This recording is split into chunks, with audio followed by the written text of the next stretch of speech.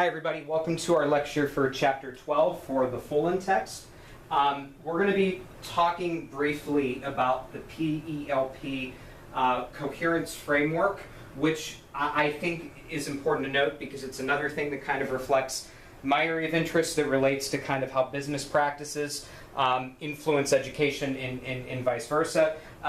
Everything that we talk about in this class, which is kind of a challenge, but you have to understand what this course represents and what it is. It's an urban school reform course. It's really designed and conducted for urban school districts, so because of that, you take it for what you will. Some of it is transferable, some of it might not be, but this really is an urban model done in urban schools for urban schools.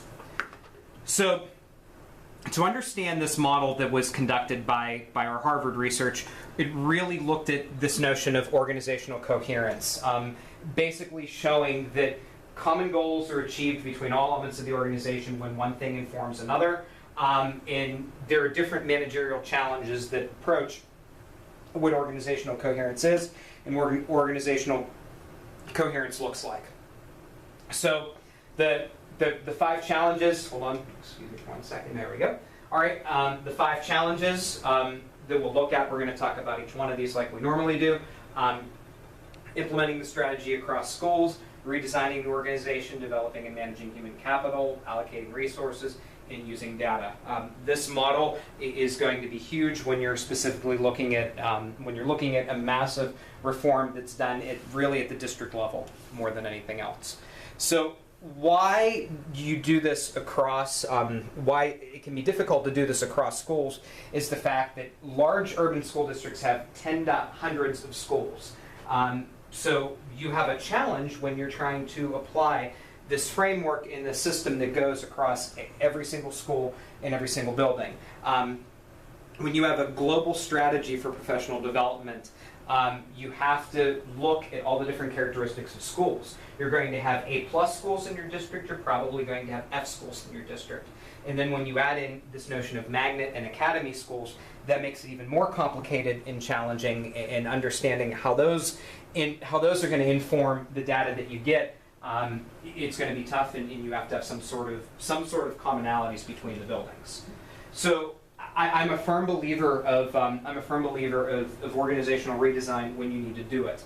One of the districts that I worked in Florida was Flagler County School District, and their entire strategy to improve their school district was organizational redesign. They restructured their middle schools, they restructured their high schools, their elementary schools had new grade level alignments, and they added in intermediate schools where applicable. They restructured positions, and they started rotating assistant principals from the middle school, elementary school, and high school so that there was a flip of each one of them. And they also rotated teaching positions and guidance counselor positions as well, which I think was a smart move and I think was good for the organization. So my main area of research is succession planning. I tie every bit of work that I do, I try to do it into succession planning. How are we recruiting principals? What are we doing to get people into the profession? What are the costs of doing it? Are we looking at particular channels to get people to be principals? Will school guidance counselors make good principals? Will music teachers make good principals? Will math teachers make good principals? And it's this notion of human capital that really drives all of this. If you have to provide your current employees with professional development, and you have to make sure that you're looking for who's coming next in your organization and who can be leaders. But central administration has to be involved in this process in these larger districts. Because if you have 40 or 50 buildings, how are you going to know who the next principals are going to be in your district unless they self-identify? In a good district with a good plan, you don't want to self-identify. You want to at least have kind of somewhat of a clue as to who's coming up the pipeline and who could potentially be the future leaders in your district. So the other challenge in large districts is resource allocation. I find this to be much more difficult than it should be because you really have to determine if you need something based on performance, based off of need, or based off of want. And I try to relate this to finance because schools are losing enrollment, schools are losing money, and every single bit of money that the school system looks at has different levels of accountability that are in place. And this can be a big problem if your subject area doesn't get the respect that you would think that it would need to get. And you know, the example that I always use is the notion of outsourcing and farming career technical education to a vocational school, potentially cutting art programs out of early childhood, which is, we've said multiple times, we're really teaching our early childhood teachers to be generalists, and they all have to have an art class now across the United States, so we might see elementary art go by the wayside. But you have to cut based on need and based off of want, and if you have financial difficulties, you have to determine what programs you would get rid of and which programs you would keep. So everything is tied to data. I must get sick of saying it on a regular basis, but every strategy that we use is tied to data. But everybody needs to be involved in the decisions that are made with data, and if they're not, then we have an even bigger problem and an even bigger challenge, because then you're basically just carrying out the marching orders that somebody else gave for you, and all of you know how well that can go in organizations. So this notion of the in instructional core is really tied to strategy, and I would encourage you to look at the diagram that's in the textbook.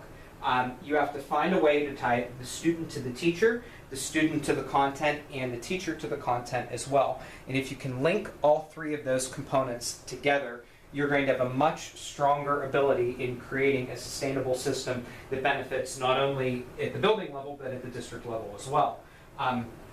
When I think about, you know, student to teacher, teacher understanding, I always relate it to demographics. It's why I stress in every single course I teach here, you have to know the demographics of your building. You should be able to close your eyes and tell me your population, tell me your percentage of free and reduced lunch, tell me the trajectories of parents and students in the district, tell me the home values. I value that more than anything else because it's strategic planning. And the teacher needs to be involved in that. They need to know what the profile of their students are, they need to know their students individually, and they also need to know the profile of the parents as well. Relating student to content, that's equally important as well, because the content has to be framed in a way that the students understand and where the students can be successful. If you're teaching to the middle child, which we've obviously talked about here a lot in this class when engaging the DeFore textbook, student to content can be a good thing, but you want to make sure that the advanced students are not lagging behind in what they're doing, and they're involved in the decision-making process as well. Teacher to content, this is a no-brainer. If you have the capacity to hire teachers, which most of you do, and you're able to recruit teachers to teach in your building, the teachers have to know the content, and that's a complete no-brainer as well. So, culture. Organizational culture, I've said this a million times, it can't be changed overnight. It has to be a gradual shift. And you have to get rid of this notion that if you teach something, the students learn it. You have to understand the background of the students in order to relate it to what they're going to be able to do and what they're capable of doing. So structure is important, but I want to stress that last bullet that's below there. Districts don't make changes on their own unless power changes or administration changes. They want to pretend like they do, and they do. They pretend like we're going to make these massive changes, but leadership in the vision that leadership has really dictates how a school looks and how a school feels. So it relies on minor tweaks, and then the major changes come in when new players and various actors come into the organization. So when we talk about systems, systems are built around all of these major ideas. They're built on promotion, compensation, student assignment, resource allocation, organizational learning, accountability for teaching, and career development as well. The district is going to be effective if the teachers feel like they can be successful in the district, and also if the teachers feel like their values are respected as well. So when we say resources, we think of money, and I always say follow the money. But people matter, time matters, technology matters, and data matters.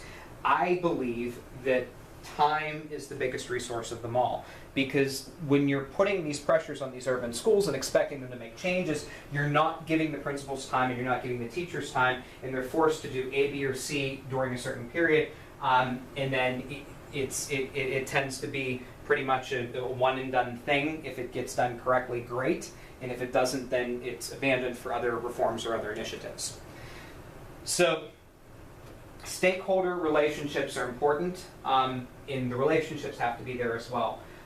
You have to have positive relations with teacher unions if you're in a unionized state, with parents, with students, with school boards, with community groups, the local politicians and policymakers on the state level. This is coming at a good time because I'm doing state policy work right now, and we're doing a lot with the AP US History curriculum. And I think, I'm learning a lot about how policymakers work in the state and kind of what that means. So anything that can impact the operation of the school is called an environmental issue. The environment can be a good thing. It can promote an understanding of the school's needs. Everybody wins if it does that. But it can also force demands and force restrictions on people as well. And that can cause a problem. Imagine being in a district that is a failing district and is facing federal takeover. And coming from Pennsylvania, we had 501 school districts, but we only had 3 in my time of being in public schools that had federal takeover and state takeover happen, and it was difficult. But imagine if you were a teacher that had those sanctions imposed on you, and then you were a principal that had just got promoted internally for the district. That creates a very difficult and challenging environment. The conference is about to end. And difficulties with culture, and I think that's worth mentioning as well. So the last part of the textbook looks at large-scale reform. We're going to go through these chapters fairly quickly, and I'm going to focus on some of the bigger ideas and the takeaway messages from the course. If you need anything else, please let me know. Thank you.